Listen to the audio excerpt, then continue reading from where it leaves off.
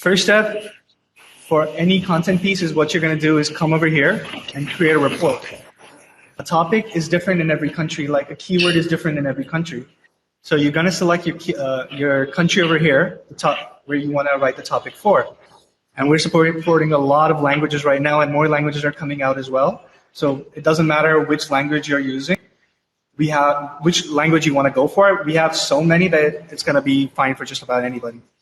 You write a topic, and when you're writing a keyword here, you don't have to write the whole sentence, just the topic that you're working towards. Like for example, camping gear. Here's one for camping gear. Like I want to write a blog post about camping gear. It could be a top list, a top 10.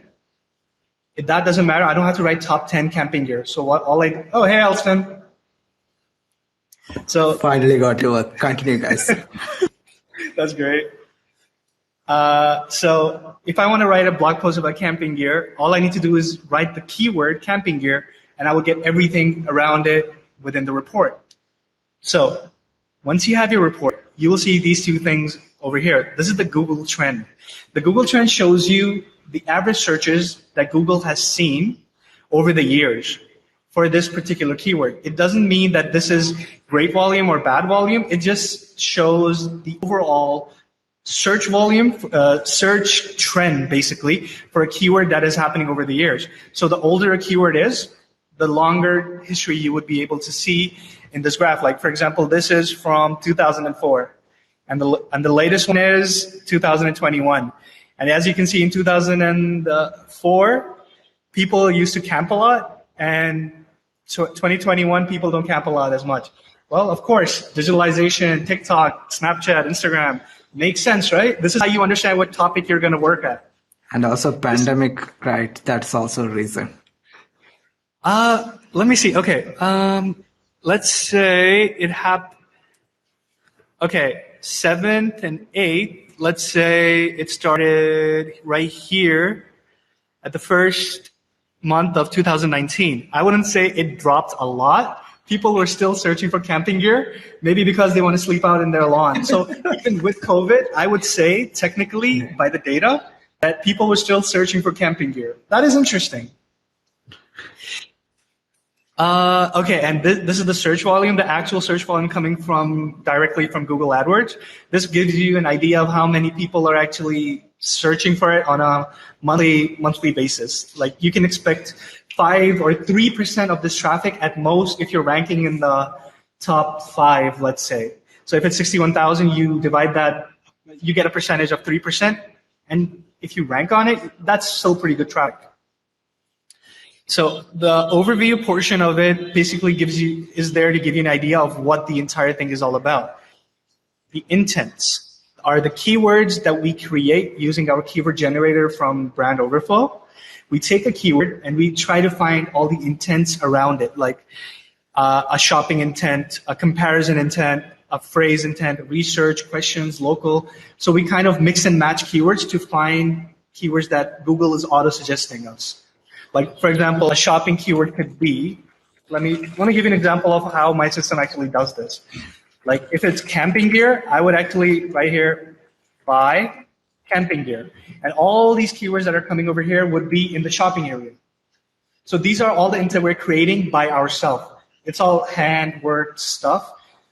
And we create all these intents by ourselves, and we're improving it as we go on. So if you create a report today, it might not be the same as one you create after 3 days, because auto-suggest changes all the time. As we change, auto-suggest changes as well. So cheapest camping gear. So these are the keywords you would see in the shopping intent. Okay, back here. Comparison would be which camping gear is the best. Keywords like that. It's just like playing with English. The top videos that are going for camping gear, the 10 coolest camping gear and gadgets. So this is not only good to put inside your blog content, like informational content to make your blog piece a little better, but it's also good for content ideas. Like you can make a blog post about the 10. So sorry to interrupt, Ahmed. I just saw a question which I thought it's super relevant. The question is, how accurate is the data and what API do you use? Can you give some insights on the search? That's a really good question. We don't use any API. We built the system ourselves. And basically, our system goes to Google, types in this keyword, like cheapest camping gear. And then we take in all the auto suggests and put it into our system. And we do it fresh every time. What about the search volumes? The search volumes are refreshed. They're coming directly from AdWords, and we refresh them every 1 or 3 months, like depending on the volume. If it's 0, we will try to refresh it every month to see if it changed or not. Got it. Something like that. I hope that answers your question, Sajwal. Okay, where was I? Okay, so these YouTube videos are not only good for like if you're making an affiliate blog, these are really good to kind of give a context over what kind of things you would expect from a camping gear, like what kind of gadgets you should look for. And if you don't want to include these in your blog, it's really a good idea to go through these videos and come up with content ideas for your own. Like if you have a camping gear affiliate marketing blog, these are the topics that you should be writing for because these are the top watched videos on YouTube, right? Tweets help me figure out what is the latest conversation going around the topic that I'm looking for. These would pretty much help me to figure out what kind of angle I would take against it, for it, what to avoid, what to further add into my content piece. Related searches and breakout searches are from Google Trends directly. Let me give you an idea. So a lot of people ask us where we get this data from, and it's that we try to keep our data directly from Google in every case. Either it's from Google Search, from Google Trends, from AdWords, directly from Reddit. We have very little third-party APIs. So because everything is built into Brand Overflow. Okay, let me camping gear. So this is the interest over time within the past 12 months in Germany. United States. Here we go. This is more like graph we were looking at. Here are the top states: Utah, Wyoming, Oregon. Here are the latest related queries. Toddler camping gear. Like, if this is a breakout query, that means people are going to camp right now and they're looking for camping gear, especially for toddlers. So they have very, very small children. So if you're creating a blog piece, you need to write about children apparently in camping gear. I don't know how I would write that because this is a keyword that came from a customer that I was trying to test out. I don't have any interest in camping gear, by the way. So I would pretty much write about what kind of camping gear you would need for a toddler, all the safety precautions, the lotions, the mosquito, everything. Pretty much everything from mosquitoes to sleeping to food, everything. I would include that in my content. Okay, that's sorry to interrupt. The source is like Google Trends data is coming through. So let's say, for example, if they are the country, for example, United States is the popular one. If I'm looking into something like Sri Lanka or India, then there's a trend data sometimes not found or something like that for the smallest keyword. So if there's, for example, this one where it does not show any sub-region, then we won't show this data inside TopicMojo. Exactly. Because I cannot make up data. I cannot assume it is popular in Sri Lanka. Like, for example, in Pakistan, it's not going to be all that. I don't think people can just too spiked. But if you write something like biryani, we're gonna have a good trend here. So see, this is what I love about SEO. No matter what happens, every keyword has a different life in every country. This is what I love about SEO so much. Sajwal. Okay, where was I? Okay, so these YouTube videos are not only good for like if you're making an affiliate blog, these are really good to kind of give a context over what kind of things you would expect from a camping gear, like what kind of gadgets you should look for.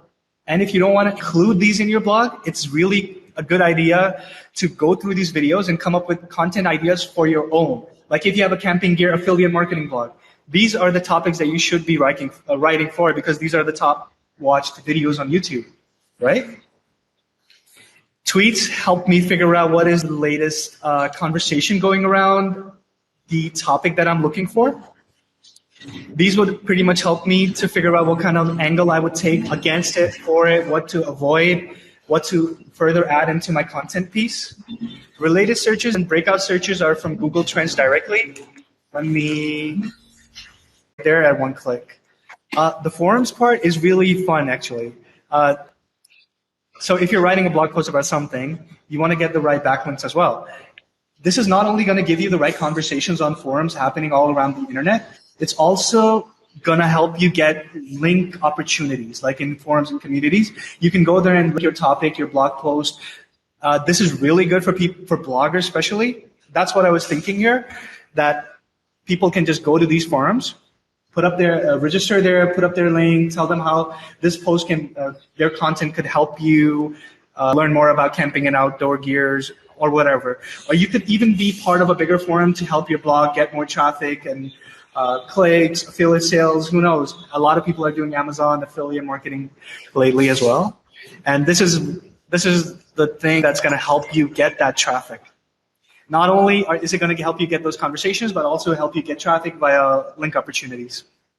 And also, just to add a bit importance on the form, this is one of the most important, because with communities we can identify intent of the searches. For example, we just enter one topic idea, but when we go into this topic, every section we see a lot of intent on what they are looking for, what are the long tail keywords they are looking for. For example, we might think this is the primary keyword, but our target audience might be searching for something completely even not including our main keyword. So when we go through this topic and how they are conversioning with each other, what are they are talking, what are the words they are using. For example, everyone we say search engine optimization, but a non-techie guy would not know, and we will simply type website ranking or Google ranking or something like that. That's the same concept, and we can get that idea through this community discussions.